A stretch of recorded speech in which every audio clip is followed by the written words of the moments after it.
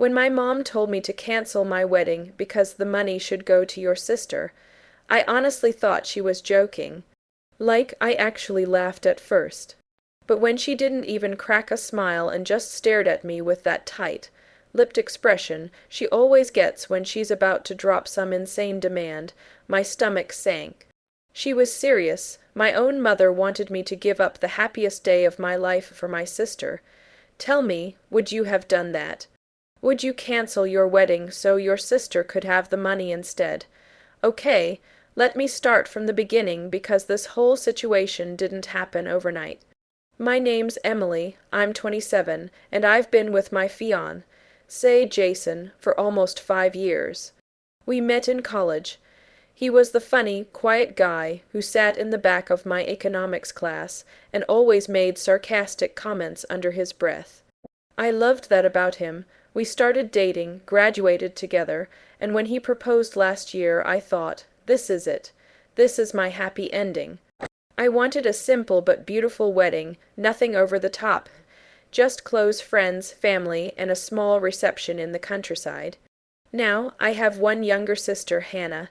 She's 24, and growing up, it always felt like I was the responsible one while she was the baby, who got away with everything. If I came home 5 minutes past curfew, I was grounded. If she stayed out all night, Mom said she was just experimenting with independence. I tried not to resent it, but it was hard. Still, I loved her.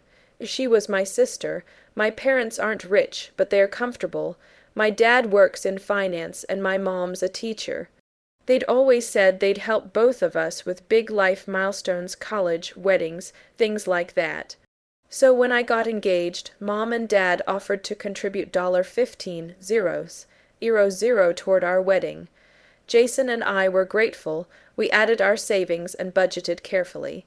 Everything was coming together then.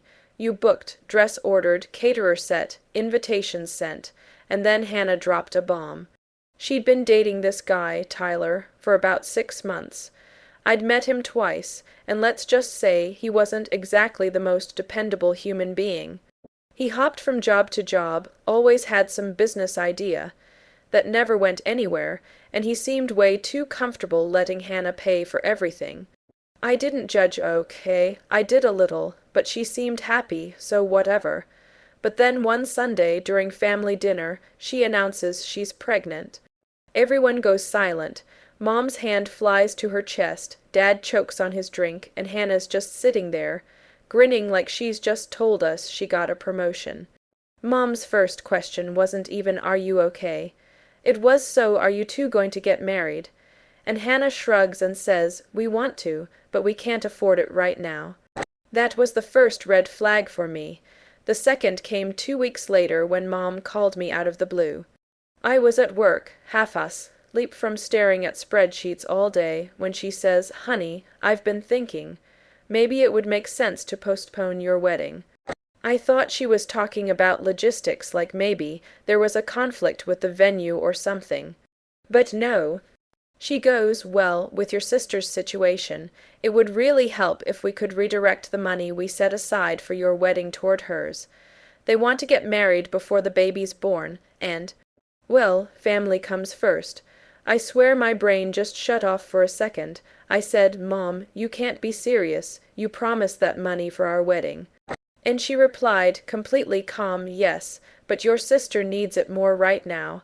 I couldn't believe it. I asked if she was suggesting that my say and I just cancel our wedding. She said, "You can always have yours later, dear. Hannah doesn't have that luxury right now." I was shaking. I told her, "That's not fair. You made a commitment to us." She sighed and said, "It's just money, Emily. You're doing fine financially. She's struggling." That part stung the most. Because yes, Jason and I are stable, but we're not swimming in cash. We both work hard, we save, but weddings are expensive. We'd planned everything around that contribution. When I told Jason, he thought it was some kind of weird prank. But when I showed him the texts from Mom where she literally wrote, "I hope you understand that family emergencies come first," he just shook his head and said, "You have to stand up for yourself." A few days later, I went to my parents' house to talk in person. Hannah was there, lounging on the couch with a bowl of cereal, scrolling on her phone. I asked Mom and Dad to sit down, and I calmly said, I'm not postponing or canceling my wedding. That money was promised to us. Hannah immediately jumped in, saying, Wow, really, Em, you're seriously putting your little party over your niece or nephew having married parents. I stared at her. You've been dating this guy for half a year. I said, You barely know him. She shot back, That's none of your business. Mom sided with her instantly. Emily, you're being selfish. Your sister's in a difficult spot. We're just asking you to help. I said, No, Mom, you're not asking. You're demanding. You're taking away something you already promised me. It turned into a shouting match. Dad tried to stay neutral, but it was obvious he agreed with Mom. He said, Maybe you could do something smaller this year, and we'll help you later. But I knew later meant never. That night I cried until I couldn't breathe. I felt betrayed, not just by my mom, but by my whole family. I wanted to tell her to shove the money and walk away, but the reality was, without it, I'd have to cancel deposits and lose thousands. Jason held me while I sobbed and finally said, Let's find another way. We'll make this work without them. And that's when something inside me shifted. I realized that I didn't need their help to start my life with him. I called the venue the next morning to see what we could scale back. The manager was kind enough to let us downgrade the package without losing the deposit. I sold my designer dress and bought a more affordable one online. Jason picked up extra shifts, and you know what? We managed. It wasn't easy, but we managed. Of course, word got back to my family that we were still going through with the wedding. Hannah called me screaming, saying I was ruining her chance to have a proper wedding, and that I was embarrassing the family. She actually said, You don't even need a wedding right now. You've been with Jason for years. I said, Exactly, which is why we're ready for this step. Then Mom called again, trying to guilt-trip me. You're tearing this family apart. She said. I replied, No, Mom. You did that when you chose favorites. She hung up on me. At this point, only my Aunt Liz and my cousin Ben were still talking to me. Aunt Liz told me she'd had similar issues with my mom years ago when she got married. That Mom had always put Hannah's needs above mine because she saw her as the fragile one. Hearing that hurt, but also made me realize this wasn't new behavior. So that's where I was, planning a scaled-down wedding, dealing with guilt trips from my mom, and a sister who thought I'd stolen her future. Before I tell you what happened next, I really want to know. What would you have done if you were me?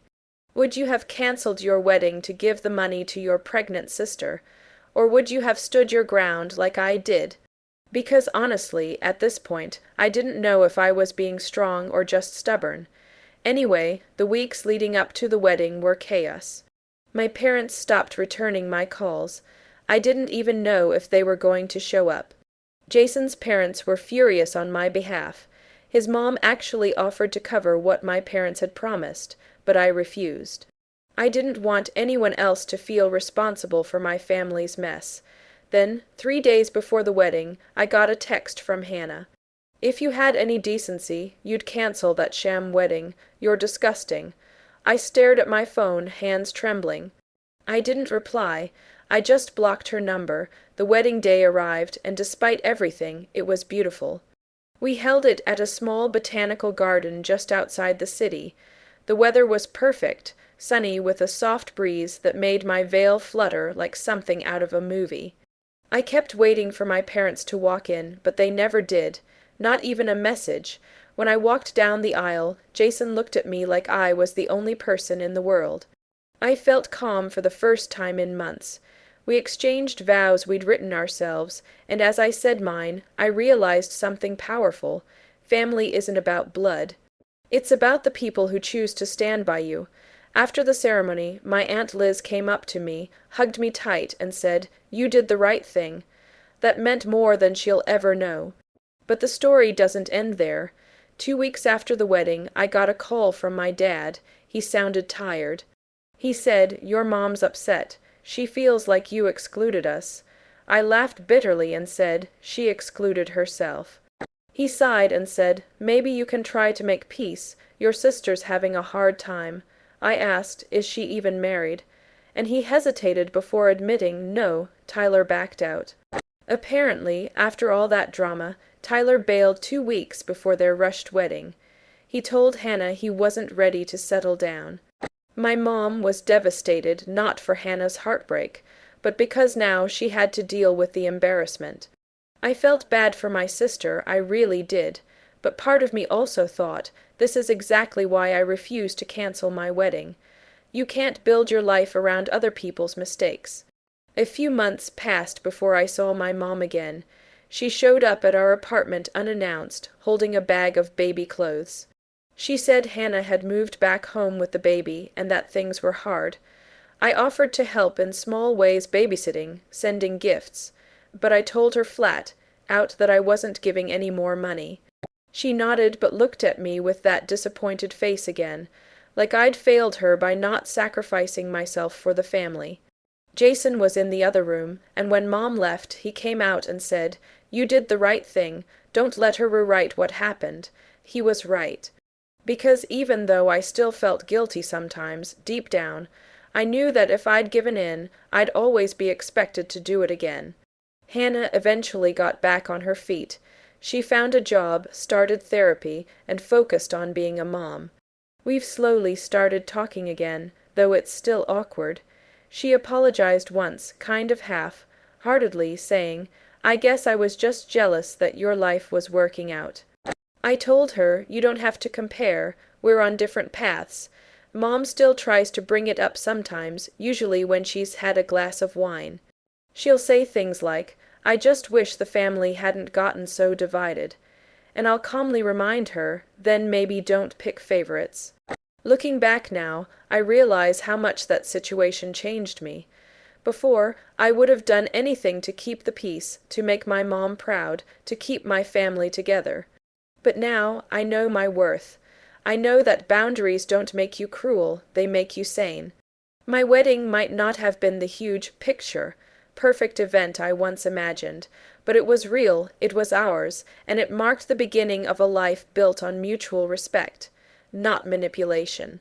So yeah, when my mom said, "Cancel your wedding, the money should go to your sister," I finally learned that sometimes the most loving thing you can do for yourself is to say no. If you were on my side through this roller coaster, hit that like button right now. And if you think family guilt is one of the hardest things to deal with, tell me your thoughts in the comments. Would you have canceled your wedding, or would you have stood your ground like I did? Don't forget to subscribe for more real, life stories like this one. I've got plenty more drama to share. Thanks for listening, and I'll see you all in the next story.